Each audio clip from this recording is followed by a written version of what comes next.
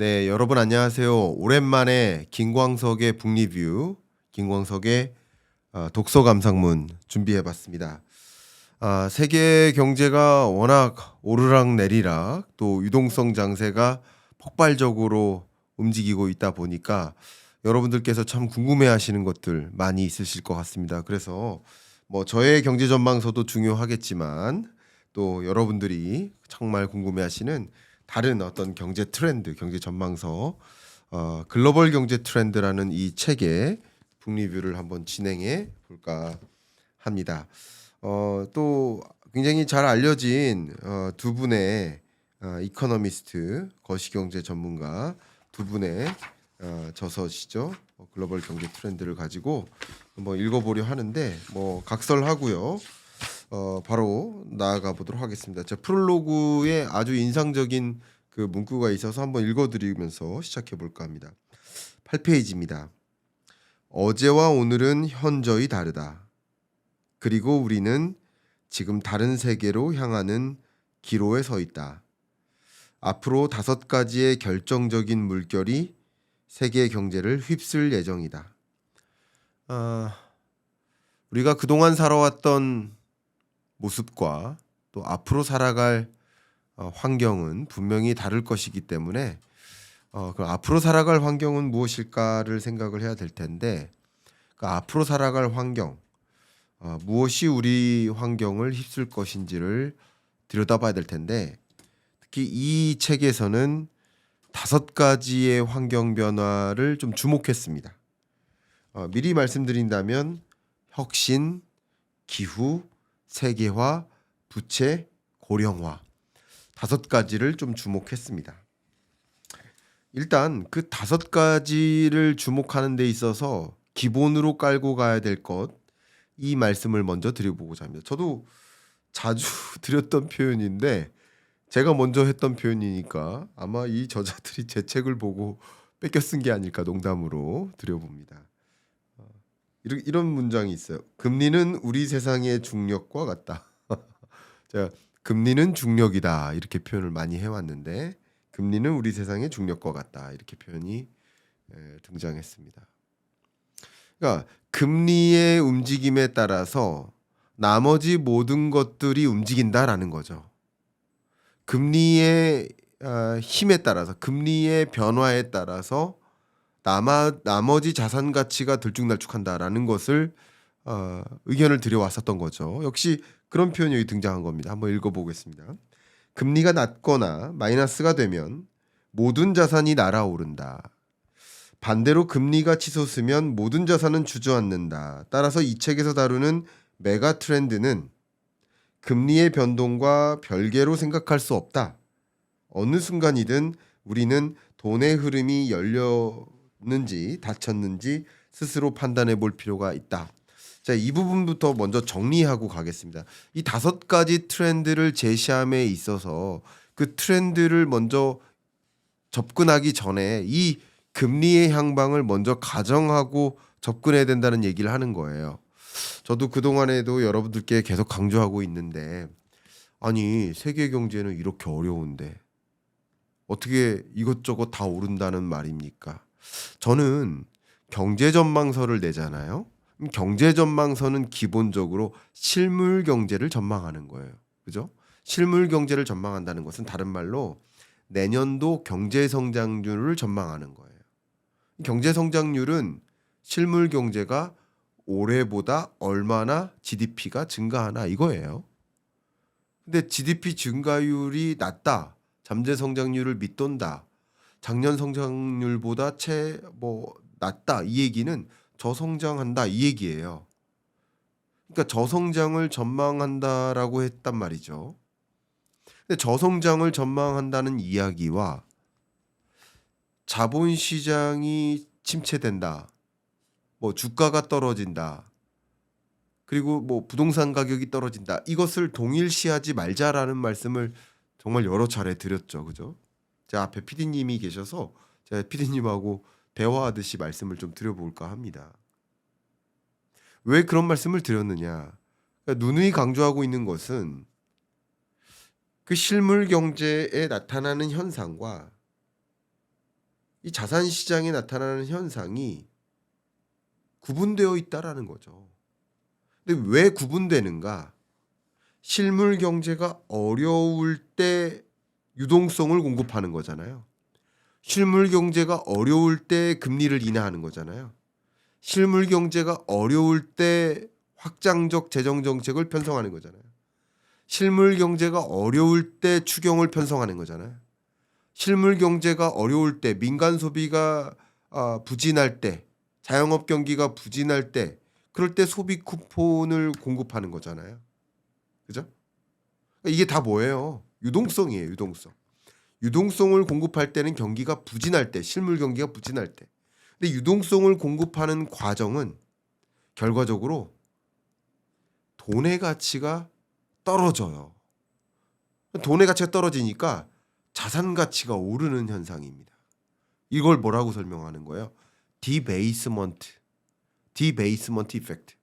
이게 한국어가 없어요. 그냥 이게 태초에 시작된 경제학이 영국, 미국의 기본을 두고 있어서 그러니까 그냥 이건 아예 한국어가 없는 용어라서 그냥 디베이스먼트라고 표현을 하겠습니다. 디베이스먼트예요.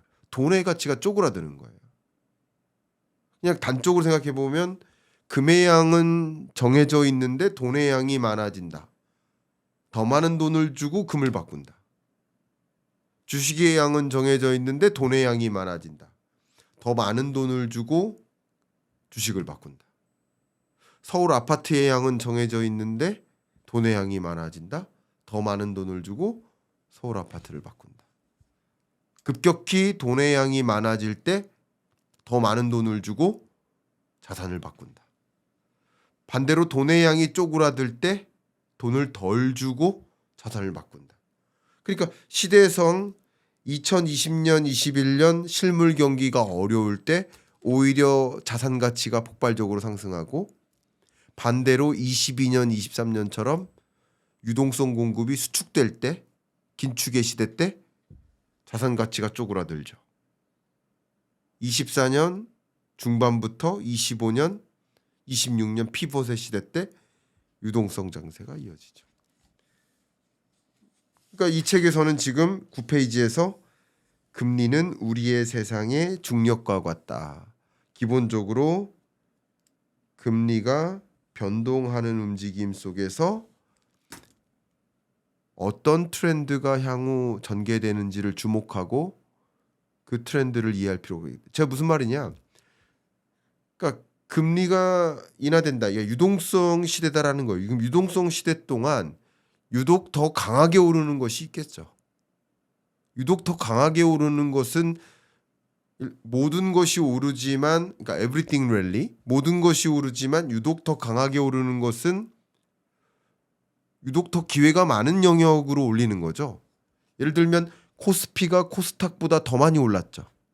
코스닥보다 코스피가 더 많이 오르는 것은 주로 반도체나 조선업이나 뭐 예를 들어서 또 우리 방위산업이나 뭐 이런 영역이 집중되어 있기 때문에 그렇죠. 반도체, 조선, 방위, 조방원 뭐 이런 것들이 더 집중되어 있으니까 그쪽 영역으로 기회가 있을 것이라고 더 많은 실적 기대가 있으니까 그쪽으로 더 돈이 몰리는 거죠. 그런 것처럼 유동성 장세라 하더라도 더 많은 돈의 쏠림이 있다는 것은 트렌드에 부합하기 때문이다. 예를 들면 같은 유동성 장세라 하더라도 유독 금 가격이 더 치솟았었던 것은 지정학적 리스크가 고조되는 불확실성에 부합하기 때문이다. 안전자산 선호 현상인 것이다. 그러니까 유동성이 급증하는데 유독 안전자산으로 더 많은 돈이 쏠렸었던 것이다. 이것저것 다 돈이 투입되겠지만 이렇게 생각할 수 있겠죠. 그래서 지금부터 여러 가지 이야기들을 좀 읽어봐 드리겠지만 크게 5가지 혁신, 기후, 세계화, 부채, 고령화 모두 커버해 드리면 좋겠지만 다 커버할 수는 없으니까 일단 제가 103페이지로 가서 유독 급격히 상승하는 이것 기하급수적인 성장에 대해서 좀 더 커멘트를 드리도록 하겠습니다. 좀 생각할 바를 많이 좀 전해드리도록 하겠습니다. 여러분 103페이지에 전기가 발명됐을 때 우리 전기에 따른 산업혁명을 뭐라고 합니까? 그걸 2차 산업혁명이라 증기에 따른 산업혁명을 1차 산업혁명. 그때 미국 인구의 4분의 1가량 25%가 이 기술을 다 받아들였을 때 그때 약 46년이 걸렸다고 합니다. 근데 역시 또 25%가량의 인구가 PC를 도입하는 데는 16년이 걸렸다고 합니다. 근데 또 인터넷이 4분의 1가량을 활용하는 데는 7년이 걸렸다고 합니다. 그리고 챗 GPT가 또 4분의 1가량 이용하는 데는 뭐 2달 만에 1억 명 이상이 실사용자를 기록했다고 합니다. 이게 뭡니까? 기술의 도입이 기하급수적으로 성장하고 있다라는 것을 여러분 실감하실 수 있겠습니까? 자, 더 올라가겠습니다. 104페이지를 보시면 그림이 하나 나오죠? 그림을 여러분 같이 띄워놓고 기존 기술의 곡선과 그리고 혁신이 적용된 새로운 기술의 곡선이 다르죠. 발전 정도가 기술에 대한 꾸준한 통달과 확고한 기반 기축에 따라서 뭐 개선되고 증강되고 적용되는 이런 과정과 아예 새로운 가능성에 대한 탐구를 통해서 기존의 것을 파괴하고 새로운 기술 곡선을 도입하는 기술의 진화를 통한 이런 것들을 소위 말하는 혁신이라고 규명할 수 있겠죠. 새로운 가속화된 단계에 진입하는 걸 이런 것을 우리는 소위 혁신이라고 할 수 있겠죠. 소위 초성장의 개념을 제가 지금 논해보고자 하는 겁니다. 106페이지로 좀 넘어가 보겠습니다. 제가 기하급수적인 성장이 도대체 무엇이냐 이 부분에 대해서 좀 코멘트를 드리고자 하는 것인데 이 106페이지에서 굉장히 이해하기 쉽게 이 부분을 전달해주고 있더라고요. 제가 한번 쭉 읽어봐 드리고 저의 소감을 좀 말씀드려 볼까 합니다. 눈에 보이지 않는 성장. 기하급수적 성장은 이해하기 힘들다. 사람들은 제대로 따라가지 못한다. 우리를 깜짝 놀라게 한다. 기하급수적 성장 패턴의 특징은 성장을 오랫동안 거의 인지할 수 없다는 점이다. 자, 축구 경기장에 물방울 한 방울이 떨어진다. 1분마다 물방울의 수가 2배로 증가한다. 경기장을 가득 채우는데 얼마나 걸릴까? 몇 주? 몇 달? 몇 년? 정답은 그럼 얼마 걸린다고 생각하세요? PD님 한번 맞춰봐 주세요. 한 방울씩 그냥 한번 찍어봐 주세요. 일주일. 정답은 44분이라고 합니다. 근데 무서운 점이 뭐냐면요. 40분쯤이 지나도 여전히 경기장의 물이 매우 조금밖에 없을 거라고 합니다. 근데 겨우 4분이 지나면 40분에서 겨우 거기서 4분이 지나면 당신은 이제 수영을 하고 있거나 물에 빠지게 된다고 합니다.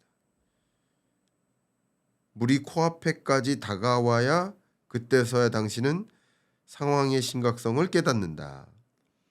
마찬가지로 그래서 사람들은 저축이나 퇴직연금의 복리 성장률에 한결같이 놀란다. 혹시 이거 직접 해보시는 분 계시는 거 아니에요?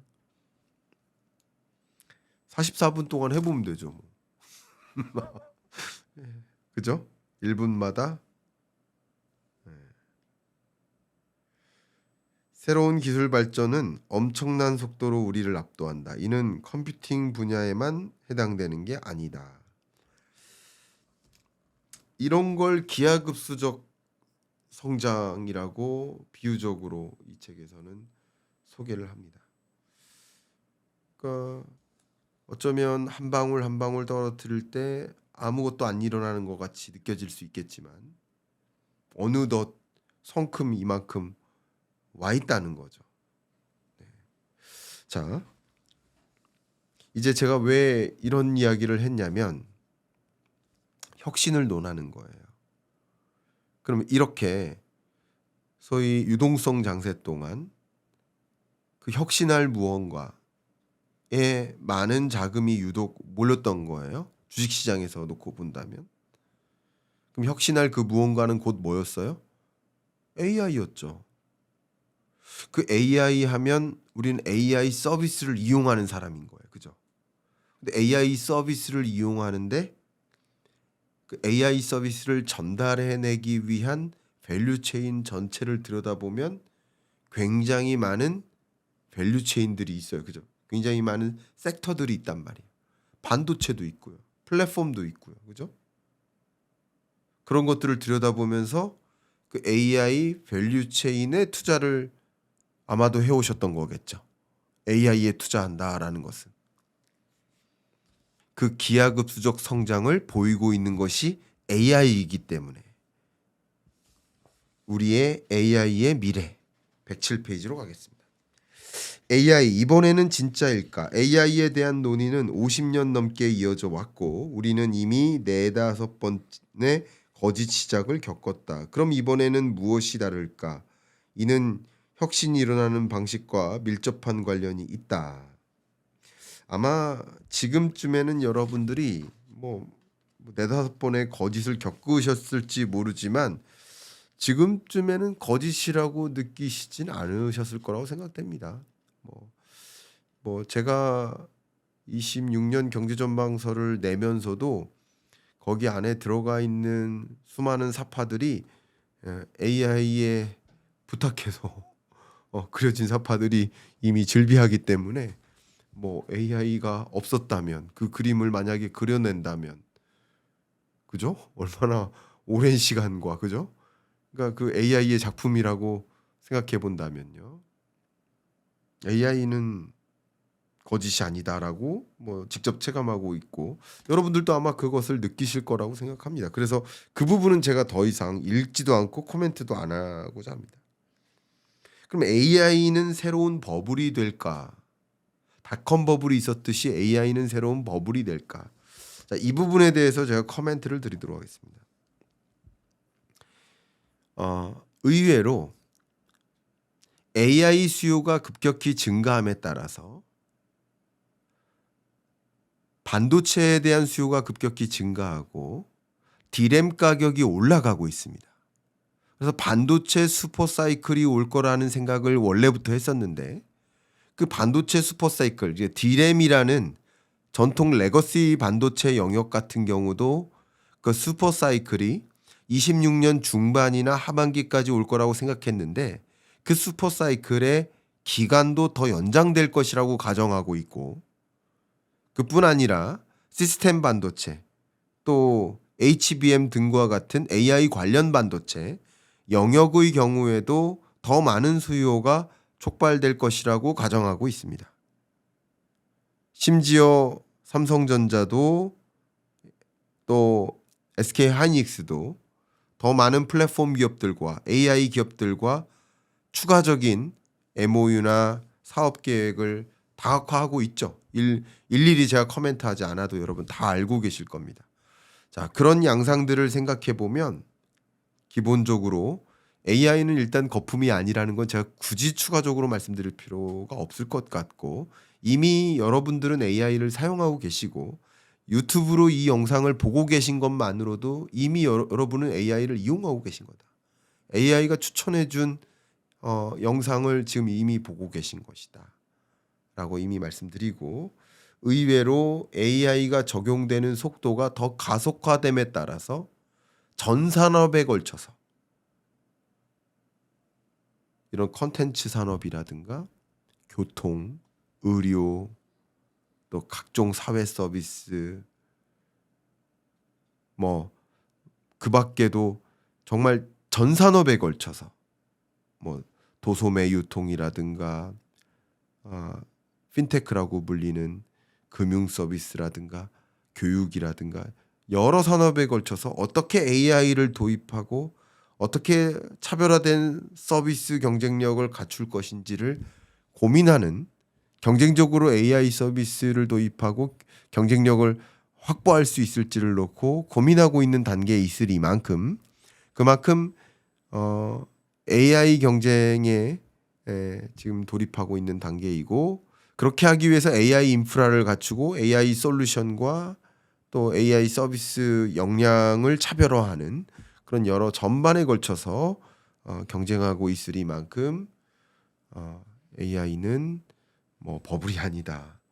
수많은 기업들이 여러 산업들을 중심으로 유통업, 교육, 금융, 제조, 의료, 뭐 이런 컨텐츠 산업 전반에 걸쳐서 AI를 접목하고 차별화된 서비스를 공급하기 위해서 도전하고 있으리만큼, 그만큼 AI 인프라를 갖추고 AI 서비스 경쟁을 바탕으로 차별화를 위한 시도를 하고 있는 모습이다라는 것을 참조하시고, 그런 관점에서 이 유동성 장세 기간 동안 유독 더 많은 자금이 AI 혹은 AI 밸류체인 내 반도체 등에 더 많은 자금이 쏠리고 있는 모습이라고 규명하면 어떨까요?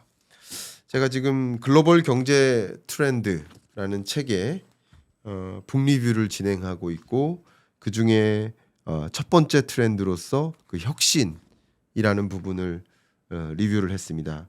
그 밖에 기후 세계화, 부채 고령화라는 챕터를 하나하나 좀 말씀드려야 될 텐데 다 커버는 하지 못하더라도 이번 시간에는 이 세계화라는 관점에서 또 어떠한 변화, 물결을 우리가 맞이하고 있는지를 제시하고 있는데, 이 책에서는 이 저자들이 다중세계화라는 단어를 제시를 했습니다. 자, 이 이야기를 지금부터 들여다보도록 하겠습니다. 262페이지로 좀 들어가 보도록 하겠습니다. 일단 저는 그렇게 생각합니다. 2020년부터 2022년 물론 우당탕탕하는 일들이 있었죠. 팬데믹, 경제 위기가 왔었죠. 그때 세계 경제가 반짝 긴장했었고, 그러던 터에 2022년에 러우 전쟁이 시작됐습니다. 그때 많은 사람들이 그랬죠. 러시아 우크라이나 침공 이거 뭐 일주일 만에 끝나겠지. 설마 이 전쟁이 장기화될까? 그렇게 생각하는 사람은 거의 없었을 겁니다. 근데 그렇게 생각했던 그 전쟁이 지금 이 순간까지 지속되고 있습니다. 전쟁의 일상화가 지속되고 있는 거예요. 참 신기한 일이죠. 그런데 가만히 생각해 보면 1980년부터 러우 전쟁이 시작되기 직전 2022년까지만 해도 전쟁이 없던 일상을 살았었던, 이른바 말 그대로의 세계화를 경험했었던 우리는 전쟁이 낯설었던 거죠. 전쟁 금방 끝나겠지 이렇게 생각했던 거예요. 왜냐면 전쟁을 경험하지 않았었으니까. 근데 그때가 특이했었던 것이고, 인류의 역사를 되짚어 보면 인류는 내내 전쟁과 함께했었던 것이다.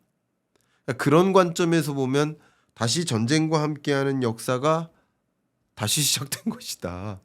뭐 안타깝게는 그렇게 가정할 필요가 있지 않을까라고 제가 그동안 의견을 드려왔었습니다. 그런 관점에서 지경학적 분절화가 전개되고 있다라고 드려왔었던 것이 저의 의견이었었던 겁니다. 거기에 트럼프 2.0 시대가 왔고 관세라는 카드를 꺼내 들었다. 근데 262페이지에 이 두 분의 저자는 트럼프가 관세라는 망치를 휘두르면서부터다, 이런 표현을 썼어요. 관세라는 망치, 관세는 뭐예요? 보호무역 조치죠. 보호무역이라는 장벽을 세운 거예요. 근데 그뿐 아니라 여기 보시면 다른 나라들은 주로 특정 기업과 산업을 겨냥해 보조금과 수출 관련 조치를 사용했다. 역시 다른 나라들도 보호무역 장벽을 끌어올렸던 거예요. 그러니까 제가 잘 전망했다고 의견 드리는 게 아니라 사실 트럼프 시대를 가정하지 않고서라도 이런 전망을 저뿐만 아니라 대부분의 이코노미스트들이 다 해왔었던 겁니다. 왜냐하면 저도 24년 당시 25년 경제전망서를 내면서 25년 경제전망서 있으신 분은 열어보세요. 극단적 보호무역주의 시대가 온다고 써놨거든요. 하나의 트렌드로서. 그게 바로 이런 내용입니다. 세계 각국이 다른 나라의 산업을 겨냥해서 보조금을 도입하고 수출 관련해서 어떤 조치를 취하고 자국 우선주의적으로, 그리고 더 나아가서 기술과 기후 관련 산업이 역시 그 영향을 가장 크게 받았다 이렇게 쓰여져 있습니다. 특히 기후 관련해서 이런 걸 그린딜이라고 합니다. 그린딜. 너네는 이산화탄소 저감 노력 안 했지? 우리는 이산화탄소 저감 노력 많이 했는데 이산화탄소 저감 노력 안 했으면 수출하지 마. 수출 못해. 그린딜이에요. 그러니까 이런 식으로 보호무역 장벽이에요. 보호무역 장벽으로서 사용하는 거예요. 이해가셨죠? 예를 들어서 우리나라에서는 자동차의 배기가스 기준이 요 정도는 돼야 돼. 너네는 배기가스가 너무 허용량 기준치를 넘어섰어. 수출 안 돼. 이런 거예요. 예를 들면. 그러니까 기후라는 거. 또 기술적인 관점에서도 너네는 좀 안전성 테스트에 통과 못할 것 같아. 이 정도는. 불안해. 우리나라에서 위험을 초래할 것 같아. 그거 터질 것 같은데. 예를 들면. 자, 읽어 나가겠습니다. 그러나 그것이 세계화가 끝났다는 뜻은 아니다. 이 부분이 좀 인상 깊습니다. 그게 세계화가 끝났다는 뜻이 아니다. 다른 방향의 세계화를 의미한다는 의견을 이 저자들은 제시하고 있습니다. 말씀드리겠습니다. 그것은 휴식 중이며 트럼프와 팬데믹의 망치질에 잠시 주춤했을 뿐이다. 최근 세계 무역은 2013년에서 2017년에 추세로 회복되었고 이는 무역량의 평균 성장률 2.8%에 해당된다. 이는 2001년에서 2008년 기간의 6% 성장률보다는 낮다. 우리는 슬로벌라이제이션으로 진화한 것이다. 그러니까 글로벌라이제이션이 전개됐었고 글로벌라이제이션이 멈췄거나 글로벌라이제이션이 꺾였거나는 아니지만 슬로벌라이제이션으로 바뀐 것이다. 그러니까 세계화가 여전히 진전은 되고 있으나 그 세계화가 속도가 멈춘 것이다. 속도가 좀 둔화된 것이다. 이렇게 주장하는 건 그게 그거 아닌가요? 저의 나이브한 독서 감상 평. 어쨌든 슬로벌라이제이션이라고 저자들은 의견을 주고 있습니다. 제가 조금 더 읽고 의견을 드리겠습니다. 263페이지로 가겠습니다. 미국과 중국 간 무역은 어떻게 진화했을까? 미국의 관세가 6배 인상되면서 중국산 수입의 비중은 2% 하락했다. 미국 행정부는 중국 의존도를 줄이는 목표를 달성한 듯 보이지만 그게 다가 아니다. 미국 기업들은 베트남이나 태국에서 공장을 세워야 한다는 구체적인 요구사항이 있었다. 그리고 중국과 협력하지 않겠다고 했다. 라고 중국의 대형 태양열 온수기 제조사 회장인 루 유콩이 말했다. 그들은 그렇게 했지만 가장 저렴하고 풍부하며 효율적인 공급처는 여전히 중국이다. 따라서 이런 단절은 거짓이다.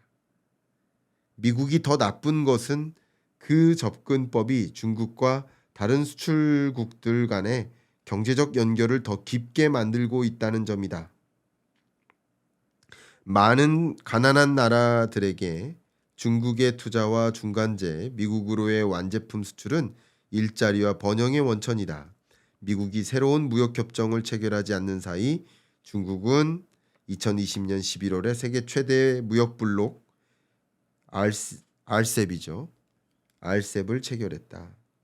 미국이 특정 상품에 대해 중국으로부터의 공급을 끊고 싶다면 완제품에 포함된 원자재와 중간재까지 모두 끊어야 하며 이는 매우 가혹한 일이다. 자, 이렇게 미국과 중국 간의 교역도 진화하고 글로벌 밸류 체인도 진화하고 이런 과정에서 다중세계화가 진전되고 있다라고 표현하고 있는데 264페이지로 가서 더 읽어드리겠습니다. 중국은 미국에서 시장 점유율을 잃었지만 다른 나라에서 시장 점유율을 늘리며 이를 상쇄했다. 신흥국들은 거대한 중국과의 관계를 강화하고 있다. 지리적으로 가깝고 저비용의 우수한 교육 네트워크를 가진 공급 업체가 있기 때문이라고 그리는 말한다. 이 부분이 굉장히 중요한 표현이에요. 밸류 체인이 바뀌는 거예요. 그러니까 미국이 관세를 끌어올리는 동안 중국의 총 수출액이 줄어들 줄 알았어요. 미국이 관세를 끌어올린 동안 한국의 총 수출액이 줄어들 줄 알았단 말이에요. 근데 말이죠. 중국의 수출액이 안 줄어요. 지난 9월, 10월 수출액이 발표되는데 수출액이 늘어요.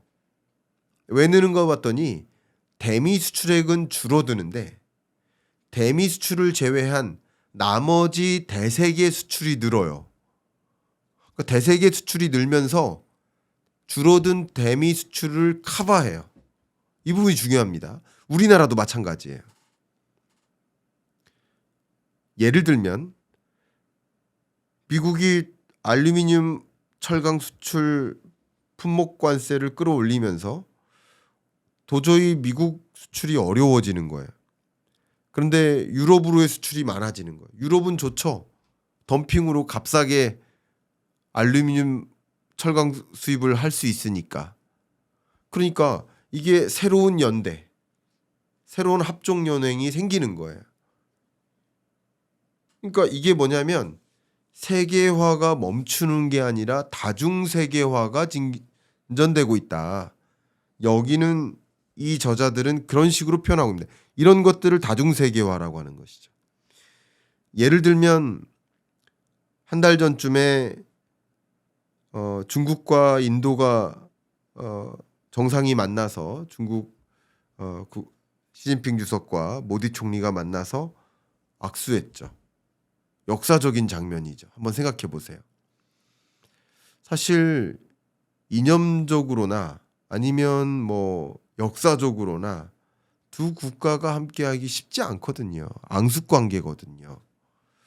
그런데 지금 미국이라는 나라가 이렇게 강건하게 자국우선주의적으로 드라이브를 걸고 있다 보니 나머지 국가들이 뭔가 똘똘 뭉치는 모습이 전개되고 있는 것이고 또 중국을 중심으로 또 브릭스 국가들을 중심으로 뭔가 대응책을 연대하면서 합종연행하면서 대응책을 강구하고 있는 모습이에요. 종종 많은 분들이 그런 이야기를 하죠. 아니 무슨 수출국들이 그걸 대응할 수가 있느냐. 소비는 다 미국이 한다. 근데 저는 그렇게 생각하지 않습니다. 그러니까 일단 첫 번째 전제가 잘못된 것이 지금 상품 교육이잖아요. 관세는 상품 교육에 해당되는데 인도는 상품 수출국이 아니에요. 수출액보다 수입액이 더 많은 적자국이에요. 인도는 기본적으로. 첫 번째 전제가 잘못됐습니다. 그렇게 지적하시는 분께. 두 번째 의견 드리고 싶다면 중국과 인도를 너무 무시하면 안 되는 게 중국 인구와 인도 인구를 더한 다음에 상위 소득 30%만 헤아려 보세요. 몇 명이나 되는지. 고작 미국 인구 3억 5천만인데 인도 인구와 중국 인구를 더해서 상위 30% 고소득층만 헤아려 본다면. 그리고 유럽 인구가 4억 5천만인데 헤아려 보세요. 뭐 이런 식으로 생각해 본다면 미국을 제외한 나머지 국가들이 좀 나름의 연대를 했을 때 서로 연대하고 수출입하는 것이 답이 없는 것이 아니다라는 것을 좀 강조해 보겠습니다. 바로 그런 얘기를 지금 하는 거예요. 여기서도 다중 세계화가 전개되고 있다.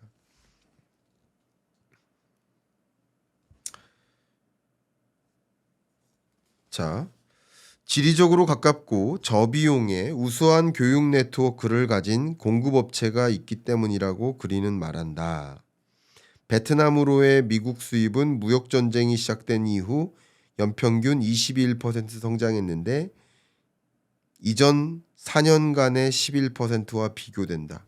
4년 전 11%에서 21%로 미국의 베트남에 대한 수입 의존도가 급격히 늘어난 거죠. 이게 결국 직영학적 변화에 따라서 밸류 체인의 변화도 같이 전개되고 있다. 글로벌 밸류 체인, 가치 사슬이 바뀌고 있고 새롭게 성장하는 나라들이 있다라는 것을 우리는 확인할 수 있겠다. 결국 이런 관점에서 중국의 지위가 상실되는 것도 상당 부분 있는 거죠. 264페이지 아랫부분을 좀 내려가 보면 중국이 잃은 외국인 투자는 다른 신흥국들이 차지하고 있다. 중국이 보다 다양화되는 현재의 흐름은 글로벌 가치 사슬에 통합되기 위해 고군분투해온 국가와 공동체에 큰 기회를 준다고 IMF의 총재와 WTO 사무총장이 공동기고문에 썼다. 결과적으로 글로벌 밸류 체인의 변화가 전개되고 새로운 국가가 이 밸류 체인에서 영향력을 과시하는 방식으로 또 등장하고, 그러면서 예를 들면 베트남이라든가 다른 아세안 국가들, 또 대만, 이런 국가들이 미국 수입에서 나름의 점유율이 올라가는 거죠. 미국 수입액이 있다면 중국 점유율이 절대적으로 높았는데 중국 점유율은 좀 줄고 베트남 점유율이 오르고 대만 점유율이 오르고, 이런 식으로 변화가 생기는 거죠. 이런 식으로 밸류 체인의 변화를 좀 들여다보면서 이게 다중 세계화가 전개된다.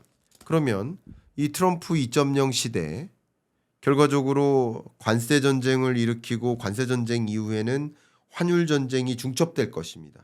그러니까 관세 전쟁 이후 관세 전쟁이 끝나고 환율 전쟁이 전개되는 게 아니라 관세 전쟁은 계속 가는 거죠. 그리고 관세 전쟁 더하기 환율 전쟁, 그리고 관세 전쟁 더하기 환율 전쟁 더하기 스테이블 코인 전쟁으로 전개될 것이라고 저는 판단하고 있는데, 스테이블 코인 전쟁 이야기는 다음에 하더라도 환율 전쟁까지만 말씀을 먼저 드린다면 결국 관세 전쟁의 목적은 뭐예요?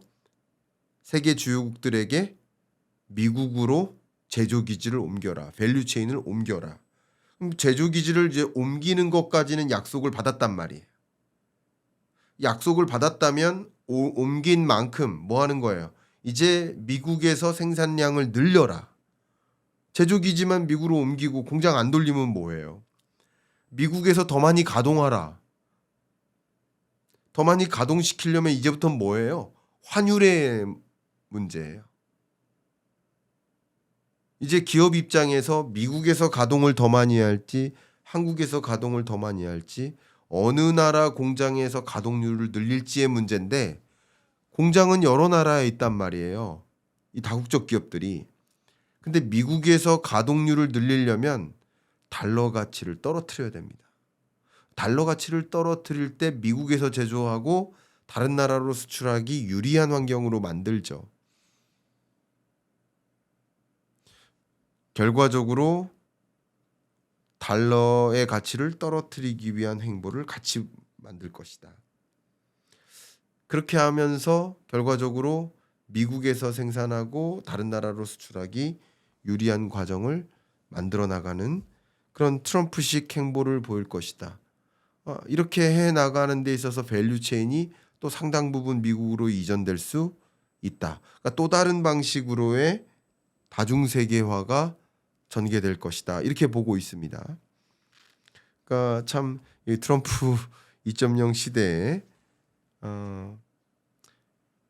트럼프식 이 관세 전쟁과 환율 전쟁이 세계 주요국들의 밸류 체인을 흐트러 놓고 미국을 중심으로 밸류 체인을 옮겨 놓도록 유도하고 있는데 그 끝에 결과는 또 어디고 또 어떤 나라가 유독 그 밸류 체인의 또 점유율을 좀 확보하게 될 것인지를 좀 주목을 하시면 좋겠고, 그런 관점에서 이 다중 세계화라는 거대한 흐름을 좀 포착해 나가시는데 좀 참조가 되기를 바라는 마음입니다. 결국은 다중 세계화라는 이 흐름을 좀 참조하시면서, 그러면 결과적으로 이렇게 다중 세계화를 유도했다면 밸류 체인 자체가 기존의 밸류 체인을 완전히 붕괴시키고 말 텐데, 그러면 그렇게 유도한 트럼프 대통령은 결과적으로 재발의 발등을 찍는 격이 되지 않을까 하는 생각을 해볼 수 있겠는데, 271페이지를 가보시면 지식과 기술의 확산이 줄어든다. 무역은 생활 수준을 점차 높이는 방법이다라고 문장이 나와 있죠. 근데 탈세계화의 가장 부식적인 경로는 지식과 기술의 확산이 더 제한된다는 것이다. 이제 세계화가 멈추니까 지식의 교류, 기술의 교류가 멈추는 거예요. 근데 더 중요한 것은요. 272페이지로 가겠습니다. 치솟는 인플레이션이에요. 단편화가 최근의 현상이기 때문에 그 총 비용을 정량화한 연구는 아직 제한적이다. 차이는 크고 연구가 전제하는 가정과 고려한 지역에 따라 GDP의 1%에서 12%까지 변동한다. 근데 결과적으로 제3자가 주요 무역 블록 중 하나와만 무역하도록 강요받는 경우에 더욱이나 인플레이션에 주는 효과는 더 클 것이고, 그게 오히려 경제적 충격은 더 줄 수 있지 않을까. 그러니까 결과적으로 블록화를 만들고 세계화를 멈추고, 그러면 이것이 결과적으로 후에 인플레이션이라는 부메랑으로 연결된다면, 그리고 뭐 트럼프 행정부가 추구하는 것이 무리한 금리 인하인 거죠. 물가가 충분히 잡히지 않은 상태에서 금리 인하를 추구하는 거. 이런 것까지 맞물린다면 향후에 인플레이션이라는 현상이 야기될 때, 이 유동성 장세의 끝은 인플레이션 현상이 야기될 때 금리 인하가 너무 성급했나 보다.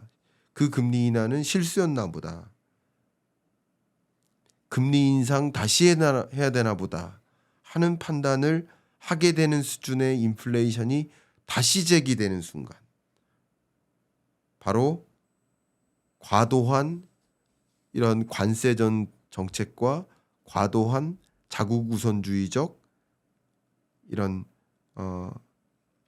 탈세계화, 그로 인한 인플레이션, 그리고 과도한 금리 인하 압박, 이런 것들이 인플레이션을 다시 치솟게 만든다면 그게 결국 유동성 장세의 끝을 만들지 않을까 하고 판단해 보시면 어떨까 하는 생각을 저는 이 책을 읽으면서 하게 됐습니다. 이게 제가 글로벌 경제 트렌드라는 이 책의 중반부를 읽으면서 느낀 독서 감상문입니다. 이 글로벌 경제 트렌드에서 주목하고 있는 5가지 분야에서 오늘 5번째 이 부채 분야를 좀 주목해 볼까 하는데요. 그 부채 분야 지금 읽어보도록 하겠습니다. 이 부채 분야에서도 본선은 신흥국 부채와 선진국 부채를 좀 구분해서 좀 다 문제다라고 제시를 하고 있습니다. 근데 그 중에서도 신흥국 부채, 또 신흥국 부채에서도 중국의 부채 문제를 좀 강조하고 있는데 그 부분을 먼저 읽고 말씀을 드려보도록 하겠습니다. 가도록 하겠습니다. 303페이지로 가겠습니다. 중국은 공경에 처했는가? 많은 신흥국과 개발도상국들의 예상 성장률은 낮다. 우리는 또 다른 잃어버린 10년을 맞이하게 될까? 부채 위기는 그 가능성을 크게 높일 것이다. 그리고 채무자로서 중국은 2005년 이후 명목 부채가 7배 증가했다. 그 대가로 무엇을 얻었을까? 2010년대의 경기 확장에서 중국의 부채 중심 성장 엔진은 핵심적 역할을 했다. 모든 경기 부양은 세계 수요와 글로벌 산업 사이클의 결정적 원천을 제공했다. 303페이지 후반부로 가겠습니다. 이 부분이 중요합니다. 중국의 총 국가 부채는 2005년 GDP의 3%에서 2013년에 10%를 거쳐 현재 21%까지 상승했다. 어마어마하죠. 2005년 당시 국가 부채가 GDP 3%에서 현재는 21%까지 왔대요. 7배 상승한 거예요. 구매력 기준으로 보면 그 비중도 2013년에 15.4에서 23년에는 19% 아래로 떨어진 거예요. 중국은 이제 부채 의존한 투자 중심 경제에서 소비 중심 경제로 전환하려고 하고 있다. 지난 20년간 세계 경제의 엔진이었던 모델은 힘을 잃어가고 있다. 중국의 과제는 주권 부채와 기업 부채라는 두 가지에 있다. 중앙정부 부채는 GDP의 21%로 문제가 되지 않지만 여기에 지방정부, 이 부분이 중요합니다. 지방정부 부채를 더해야 한다. 그러니까 중국의 부채 문제가 있는데 이제 국가 부채에서 중앙정부 부채가 있고 지방정부 부채가 있습니다. 지방정부 부채 중에서도 제가 그동안도 말씀드렸지만 LGFB라고 해가지고 LGFB라는 것이 소위 숨겨진 부채라고 하죠. 공식 통계에 잘 안 잡히는.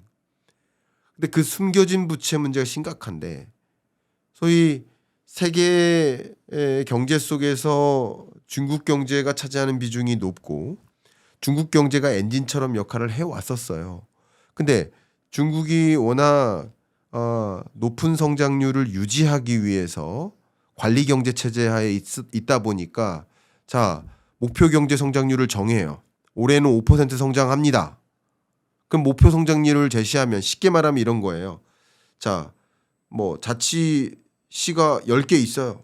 자, 이 10개 시마다 우리 5% 성장을 만들어야 되니까 각각 5% 성장하면 돼요. 그러면 평균 5% 성장하는 거잖아요.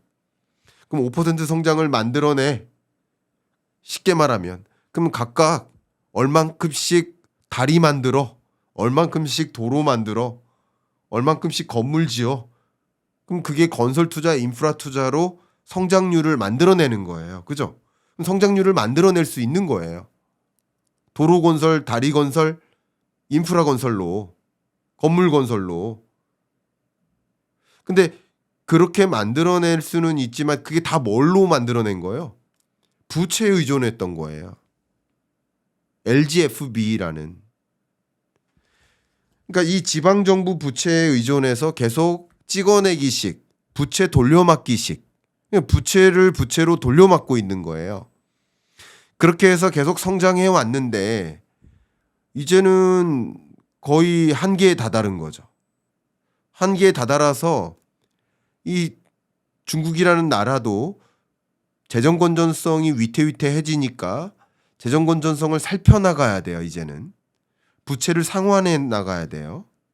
그러니까 부채를 상환해 나가야 되니까 계속 부채에 의존해 나가면서 계속 성장률을 끌어올릴 수만은 없는 거예요. 그러니까 중국 경제가 어떻게 되고 있는 거예요? 계속 성장률이 둔화되고 있는 거죠. 5% 성장률을 못 만들어요.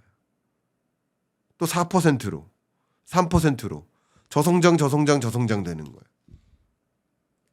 중국 경제가 저성장 고착화되고 있는 거예요. 다만 지금 부채를 가지고 중국 경제를 들여다보고 있는데 중국 경제가 왜 이런 상황에 놓여 있습니까?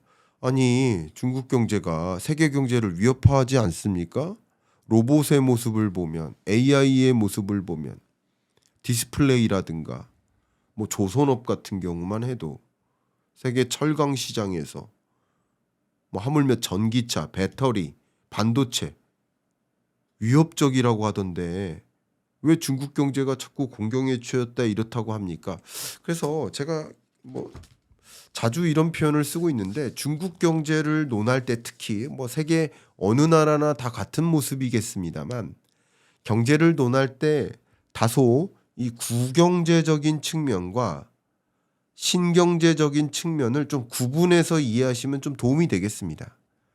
지금 앞서 곤경에 처해 있는 이런 경제적인 모습을 구경제 영역이라고 보시면 좋겠습니다. 부동산 관련 인프라 산업들은 부채에 의존해서 계속 이렇게 성장률을 만들어냈던 거예요. 근데 이 구경제가 무시 못할 만한 규모인 게 304페이지를 보시면 중국의 전체 부동산 가치는 약 55조 달러로 미국 부동산 시장의 2배에 달한다.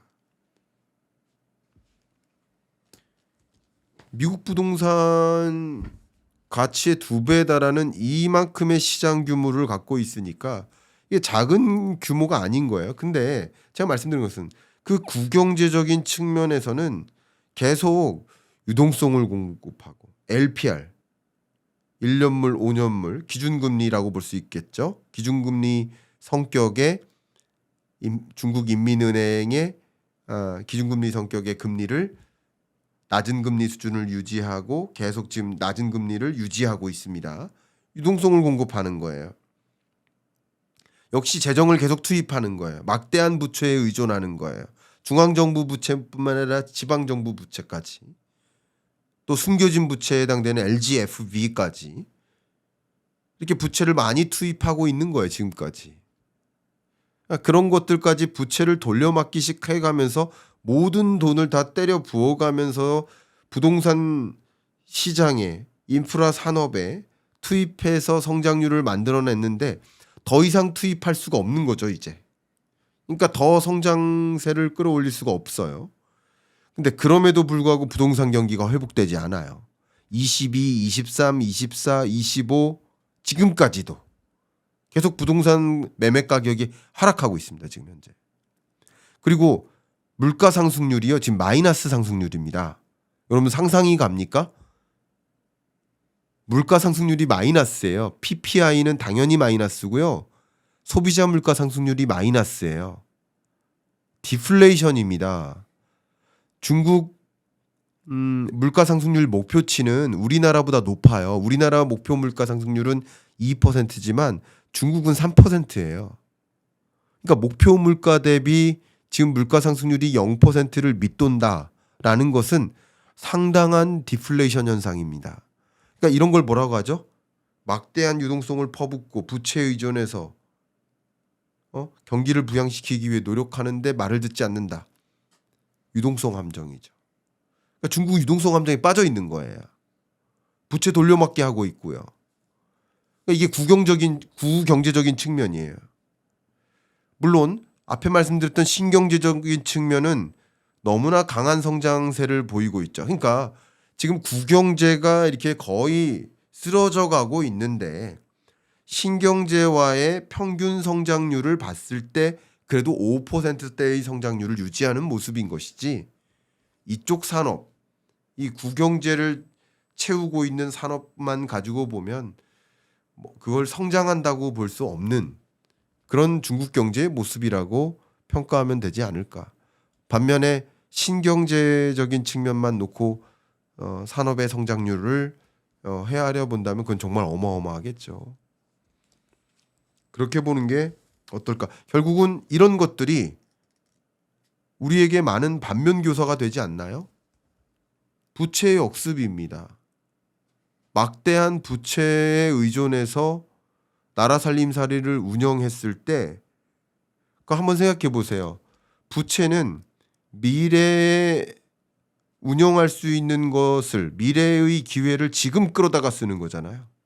그럼 지금 끌어다 썼으면 지금 그 기회를 살려야 되는데 그걸 못 살리면 미래의 기회마저 없는 거예요. 맞죠? 그러니까 지금 중국은 미래도 없고 오늘도 없는 거예요. 그러니까 무리한 부채에 의존을 했다면 반드시 내일의 기회를 만들어내야 돼요. 내일의 기회를 만들어낼 부채가 아니라면 그 부채에 무리하게 의존하면 안 돼요. 그러니까 생산형 부채여야 돼요. 이게 무슨 말인지 아십니까? 예를 들면 아주 쉽게만 말씀드리면, 제가 독서 감상문이 너무 기나요? 좀 책을 더 읽어드려야 되는데 죄송합니다. 이 강의가 돼버리네요. 대출을 받아도 우리 장학금 대출 받는다, 우리 학자금 대출 받는다, 그거 가지고 누가 잘못됐다고 하는 사람 보셨습니까? 학생이 대출 받아가지고 공부하는데 그거 가지고 지적하는 사람 보셨어요? 그게 미래를 설계하는 대출이잖아요. 미래를 개척하기 위한, 미래의 기회를 만들어내기 위한. 근데 그 대출은 언젠간 갚아야 되는 거잖아요. 지금 쓰는 거지만 언젠간 갚아야 되는 거잖아요. 근데 예를 들면, 이거는 뭐 제가 지적하는 건 아니지만, 제가 적절한 비율일지 모르지만, 능력이 안 됨에도 불구하고 그 명품백을 사기 위해서 무리하게 대출을 받아서 명품백을 사요.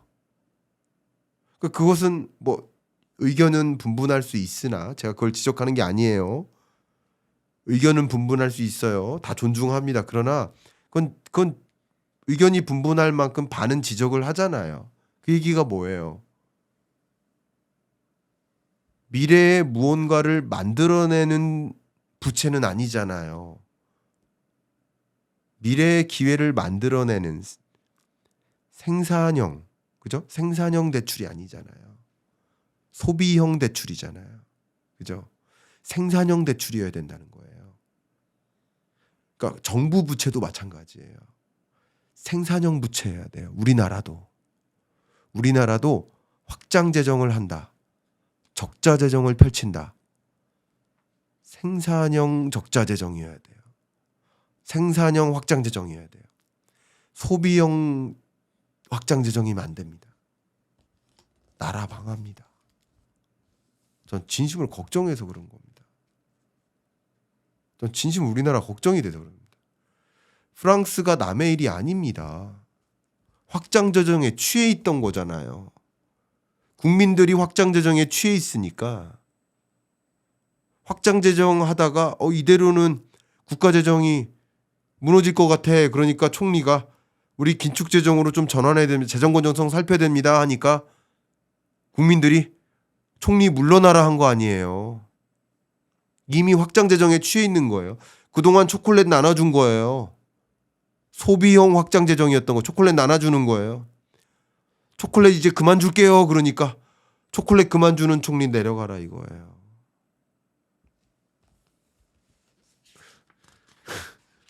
책 더 읽겠습니다. 제가 이러다가 화를 낼까봐 김광석의 북리뷰를 진행하고 있습니다. 그래서 이제 중국 얘기 그만하고 선진국 부채로 가겠습니다. 더 그 얘기가 나오는데 285페이지 선진국 부채로 가겠습니다. 사상 최고치의 부채. 이전에도 각국은 국경을 강화할 뿐만 아니라 공동시설에 투자하기 위해 부채를 사용했다.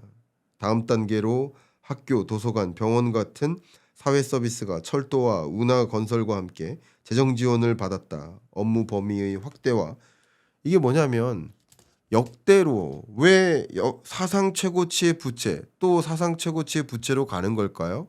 역대적으로 왜 유동성은 계속 늘어만 나는 걸까요?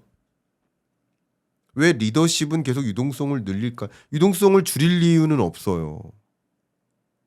그쵸? 여기 보세요. 학교를 더 질 일은 있죠. 도서관을 더 지을 일은 있죠. 정치인들이 제가 뭐 공항 더 짓게요. 제가 도서관 더 만들게요. 학교 더 만들게요. 기업 유치할게요. 이러지. 제가 공항 없앨게요. 이럽니까 누가? 다 뭐요? 더 만들게요예요. 더 만들게요. 그 더 만들게요는 더 뭐예요? 돈 어디서 나요? 더 부채 질게요 이거예요. 다 부채 질 거예요. 부채. 돈 어디서 나요? 부채예요. 우리나라가 2019년부터 2025년 지금까지 적자 재정입니다. 7년 동안 적자 재정이에요. 7년 동안. 그리고 26년 예산안도 적자 재정을 계획했습니다. 그럼 8년 연속 적자 재정이고요. 그리고 2029년까지의 재정 운영 계획을 보면 29년까지의 재정 운영 계획상 다 적자 재정을 계획했습니다. 적자 재정을 계획했다는 얘기는 세입보다 세출이 많을 거라는 거예요. PD님께 질문 드릴게요. PD님 가정에 월급이 1,000만 원인데 지출을 1,500만 원 하십니까? 근데 그런 달이 한 번씩 있다고 칠게요. 그런 달이 있을 수도 있잖아요. 다치거나 예를 들어서. 그런 달이 있을 수는 있어요. 근데 1년 내내 그럴 수 있어요? 10년 내내 그럴 수 있어요? 지금 그런 거예요, 우리가. 그럼 적자 재정이 지금 계속 될 거라는 거예요. 2019년부터 29년까지 10년 동안. 그럼 계속 그럴 계획이에요. 근데 앞으로는 어떨까? 앞으로 먼 미래. 앞으로는 더 그래요. 그러니까 진짜 이게 굉장히 무책임한 겁니다. 저는 정말 진심으로 너무 걱정됩니다. 우리나라. 이제 지금 이 책에서 강조하는 이게 남의 나라 얘기가 아니에요. 부채의 증가가 남의 나라 얘기가 아니에요. 지금 남의 나라 하고 있을 때가 아니에요. 중국이 공경에 처해 있다. 이게 왜 그러냐면 안도하고 있어요. 우리나라 국가 채무 비율, GDP 대비 국가 채무 비율이 아직 50%안 넘었다느니 26년부터 이제 50% 넘어서는데 아직 OECD 주요국 대비 국가 채무 비율이 낮다느니 어떻게 기축통화국과 비율을 합니까? 기축통화국들은 필요하면 그 나라 통화를 찍어내면 되는데요. 어떻게 기축통화국들과 비교를 합니까? 그리고 그렇게 안도하니까 문제인 거예요. 안도하니까 계속 취해 있는 거라고요. 이거 안 취해요. 안 취해요. 안 취해야 하니까 안도하면서 취하는 거예요. 이대로 마시다간 취합니다 하고 중독되는 거예요. 그걸 재정 중독이라고 합니다. 제가 여기 있다가 화날 것 같아. 죄송합니다. 289페이지 옳은 소리가 여기 나오네요. 미래 지출은 통제되고 있는가?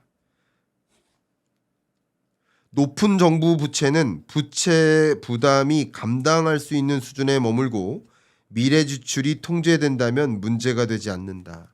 이게 무슨 말이야? 다른 말로 한마디로 재정 준칙을 마련하라 이겁니다. 재정 준칙을 마련하라. 그리고 재정 준칙을 법제화하라 이겁니다. 법제화를 계속 뒤로 미루고 있습니다. 안 됩니다.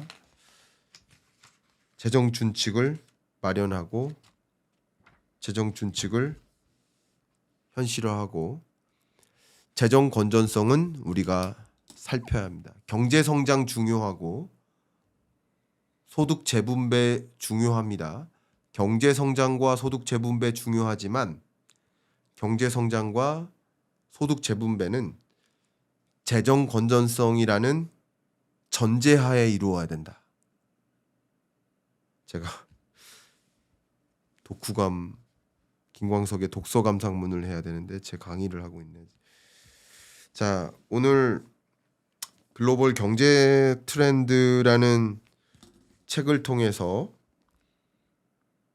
혁신, 기후, 세계화, 부채 고령화라는 5가지 대주제에 걸쳐 세계 주요 굵직한 거시경제적 움직임을 좀 들여다보고 저는 저대로 리뷰하고 저의 의견을 좀 담아서 감상문을 여러분께 드렸는데 여러분들도 일정 부분 좀 공감하시고 여러분들도 아 이런 흐름이 전개되고 있구나라고 느끼셨다면 한번 같이 또 일독해 보시면 어떨까라고 또 추천 의견 드리면서 글로벌 경제 트렌드 김광석의 북리뷰 독서 감상문 여기서 마무리하겠습니다. 감사합니다.